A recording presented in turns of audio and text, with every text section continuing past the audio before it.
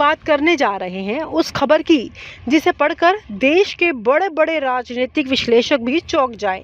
यासीन मलिक, वही कुख्यात चेहरा, कश्मीर की राजनीति और आतंक से जुड़ा नाम, जिसे लोग दुश्मन का प्रतीक मानते हैं, और दूसरी तरफ आरएसएस यानी राष्ट्रीय स्वयंसेवक संघ, जो खुद को राष्ट्रभक्ति का पर्याय बताता है।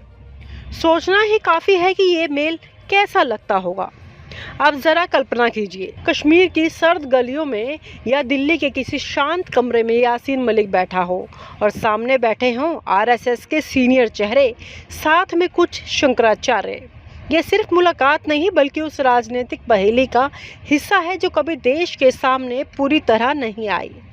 कोर्ट में दर्ज दस्तावेजों के हवाले से आई ये खबर मीडिया की मुख्य धारा में वैसे तो जगह नहीं बनाती, लेकिन जब हिंदुस्तान जैसा बड़ा अखबार इसे छापता है तो सवाल उठना लाजमी है कि आखिर क्यों ऐसे महत्वपूर्ण तथ्यों को अवसर दबा दिया जाता है। हिंदुस्तान अखबार ने लिखा कि हाई कोर्ट में दायर हलफनामे में खुद यासीन मलिक ने कई दावे किए। इन दावों में यह साफ तौर पर उल्लेख है कि उनकी मुलाकात आरएसएस नेताओं और कुछ प्रमुख शंकराचार्यों से हुई थी।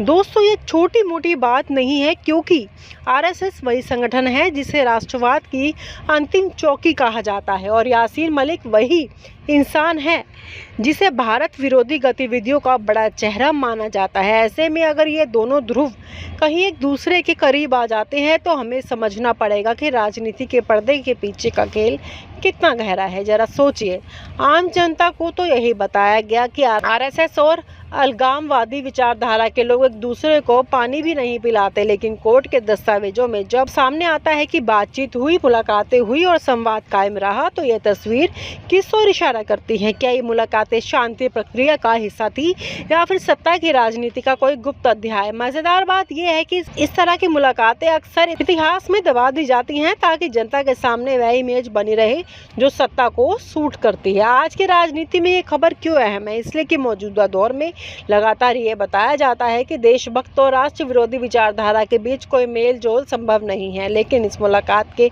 खुलासे ने यह भी दिखा दिया है कि राजनीति में हमेशा और कभी नहीं जैसी कोई चीज़ नहीं होती। यह चीज़ संभव है तो सत्ता और रणनीति की ज़रूरतों के मुताबिक हो।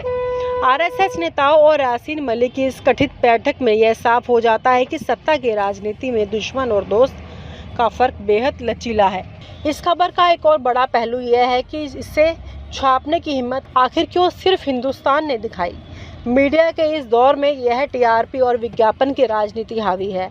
तब कोई भी अखबार ऐसे विवादित मुद्दे को छापने से कतराता है, लेकिन